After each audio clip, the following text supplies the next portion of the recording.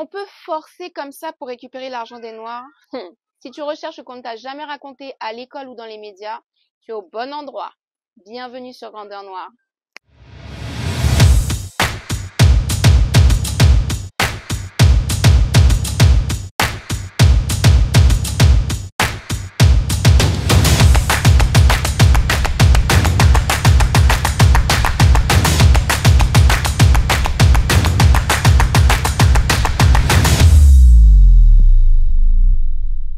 Alors cette vidéo sera en 3 parties. Dans la première, je vais t'expliquer les différents problèmes que pose le fait que le personnage d'Ariel soit noir dans la nouvelle version Disney. Dans la deuxième partie, je vais te présenter les véritables intentions qui se cachent derrière ce choix. Et dans la troisième partie, je vais te présenter tout un tas de personnages qui sont déjà noirs, qu'on n'a pas besoin d'aller récupérer chez les autres. Alors selon moi, le premier problème que pose la nouvelle version d'Ariel, c'est le détournement. C'est-à-dire que la version Disney n'a pas été créée par Disney. C'est une adaptation d'une œuvre littéraire qui existe véritablement et dont l'auteur a choisi de faire un personnage blanc. Dans l'œuvre originale, l'auteur décrit son personnage principal, la petite sirène, comme étant blanche, voire même carrément translucide, avec des yeux bleus, avec des cheveux très rouges et des lèvres très rouges. L'auteur n'est plus de ce monde, mais est-ce que ça aurait été vraiment son souhait qu'on transforme son personnage principal qu'il a créé d'une certaine manière et qu'on l'incarne avec une jeune femme qui n'a rien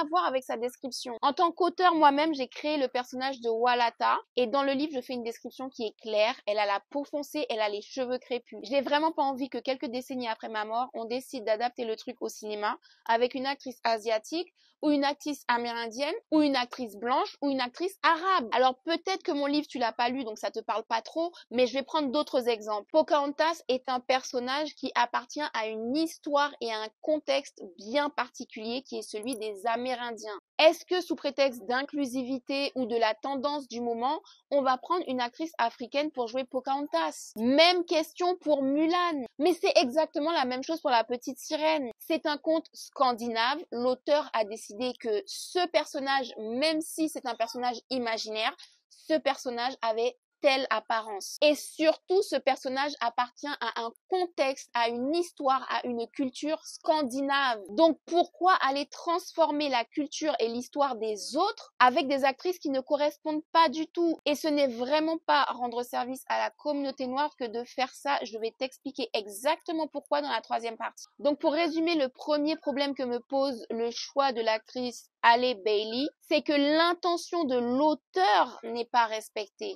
Je suis tellement heureuse de t'annoncer la sortie de l'application GNTV. Ça y est, elle est prête pour les Android. Apple, vous savez, c'est compliqué, ça arrive, patience. C'est un véritable tournant pour Grandeur Noire parce que là, on peut parler d'autonomie et de liberté. Je ne suis plus à la merci des algorithmes qui me censurent. Shafak, le concepteur, m'a aidé à te mettre à disposition un véritable bijou d'informations. C'est-à-dire que tu installes sur ton téléphone, tu cliques sur l'icône et hop, tu as accès à tout un tas d'informations que tu ne retrouveras nulle part ailleurs. Autre nouveauté, 3 créateurs afro m'ont rejoint pour des rubriques santé, voyage et mode. Pour la rubrique santé, c'est Ingrid, la créatrice de Herbal Ethnique, qui va t'aider à mettre en place une hygiène de vie avec des gestes quotidiens et surtout avec des plantes ou des éléments qui sont déjà autour de toi. Ensuite, sur le thème du voyage, il y a Haile, le créateur de Retour en Afrique, qui va te partager ses expériences et ses enquêtes de terrain. Il va donc aborder la spiritualité, la résistance à l'esclavage, l'entrepreneuriat, les spécialités culinaires, bref, ne manque pas ces chroniques sur l'application GNTV. Et puis j'ai l'immense honneur d'accueillir Shanice qui a créé Cambiesi TV sur YouTube et Instagram. C'est une spécialiste de la mode qui va nous apprendre énormément sur la pop culture. C'est une industrie que nous, Africains, ne devons surtout pas négliger parce que nous sommes extrêmement créatifs dans le domaine, mais également nous sommes de grands consommateurs. C'est donc un domaine qu'il nous faut absolument investir économiquement. Tu l'as compris, l'application GNTV est prête à te délivrer du lourd, alors fonce me télécharger ça si tu as un Android et sois patient si tu es sous iOS. On se donne rendez-vous dans les commentaires de l'application pour que tu puisses me partager tes premières impressions et on se donne rendez-vous très vite parce que l'aventure Grandeur Noire ne fait que commencer.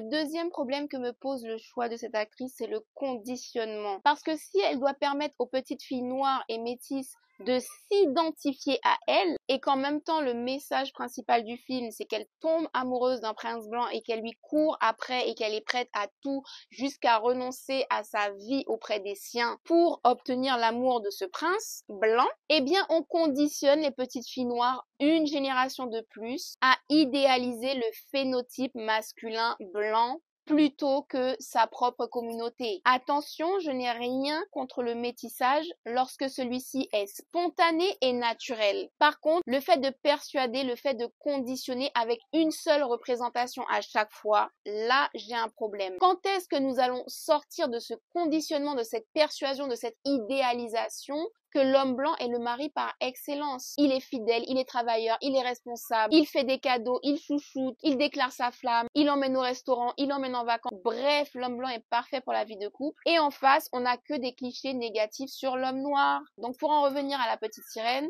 de voir une petite sirène qui court après un homme blanc, et je dis bien un homme blanc parce que même si on a essayé de faire croire que sa mère était noire, le gars n'a rien de métis. Et les yeux des petites filles noires ne vont pas calculer que parce qu'il a une mère noire. Donc, non!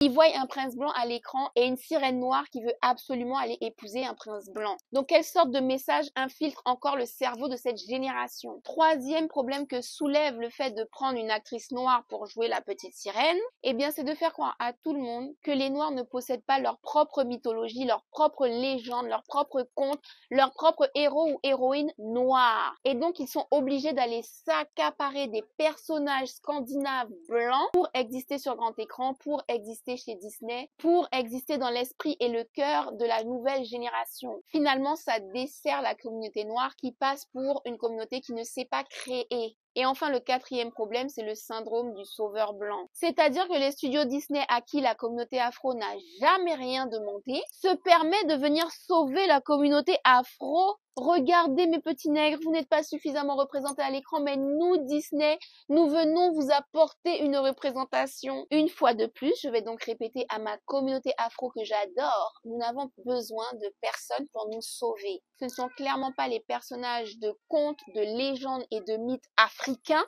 qui manquent. Il suffit juste de s'y intéresser et de s'organiser économiquement pour pouvoir financer tout ça. Et alors, quant à cette histoire de famille arc-en-ciel, où il y a des sirènes qui viennent de partout dans le monde, ce qui implique forcément dans le cerveau d'un enfant un tant soit peu mature que la mère n'a pas pu être fidèle. Parce que oui, les enfants ont de l'imagination, mais ils sont quand même logiques. Quant à je sais pas combien de sœurs qui se ressemblent pas du tout alors qu'elles sont censées avoir le même père, c'est que la mère, elle a fait des choses avec d'autres papas. Donc, encore une fois, quel genre d'image on va renvoyer de la femme? Pour conclure sur cette première partie de la vidéo, absolument tous les messages de ce film desservent la communauté noire. On passe à la deuxième partie, c'est-à-dire les intentions qui se cachent derrière ce choix d'une actrice noire. Alors, si tu n'as pas remarqué, ça fait une bonne dizaine d'années, peut-être même un peu plus, que Hollywood tente de séduire la communauté noire par tous les moyens.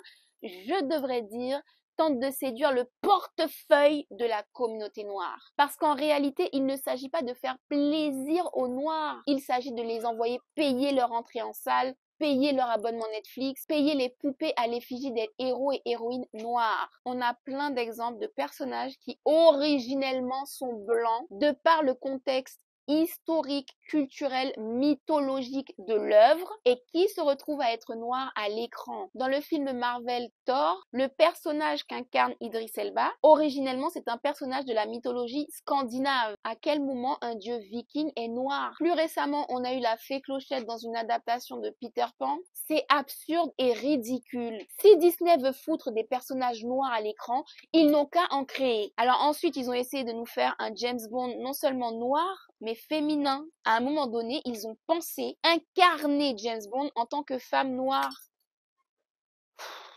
Des forceurs. Même les Français s'y mettent avec Lupin. Lupin! On n'en peut plus, on veut pas que des personnages blancs deviennent noirs. Et là maintenant, la dernière en date, c'est Cléopâtre qui est devenue noire. On n'en peut plus, arrêter ça!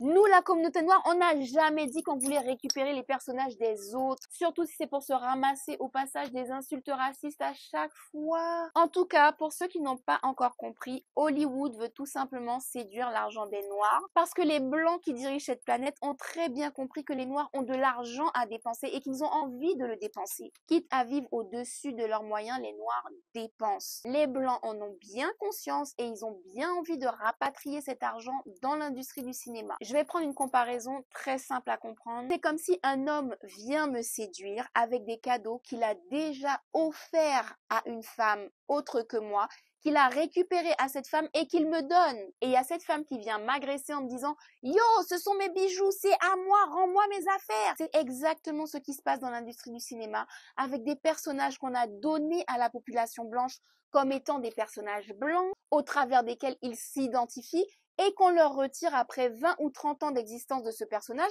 pour donner à la communauté noire. C'est-à-dire que nous, la communauté noire, nous ne méritons même pas quelque chose de neuf, on fait du recyclage. Et malheureusement, eh bien, les plus naïfs de notre communauté vont aller valider ça. On leur crache dessus en mode tu n'as pas assez de valeur pour qu'on te crée un personnage et ils vont quand même donner leur argent à ce crachat-là. Une fois de plus, j'appelle au boycott de ce genre de production. Quand ils vont voir que recycler ces personnages, ça ne fonctionne pas, soit ils vont en créer des nouveaux qui sont véritablement noirs d'origine, soit ils vont prendre des personnages qui existent déjà dans nos contes, dans nos mythologies ou tout simplement dans notre histoire. On a tellement de héros et de héroïnes à mettre à l'écran. Et d'ailleurs, j'embraye sur ma troisième partie avec des cas concrets de personnages noirs que nous pouvons exploiter au cinéma. Pour profiter de cette troisième partie, je t'invite à me rejoindre sur la plateforme Grandeur Noire TV. Tu vas trouver le lien juste sous la vidéo dans la barre d'infos. Alors si ça ne t'intéresse pas de poursuivre là-bas, je te mets en barre d'infos des liens pour mes décryptages du film Black Panther, Matrix, la série Netflix Madame C.J. Walker et tant qu'on y est, un décryptage sur les œuvres de Michael Jackson.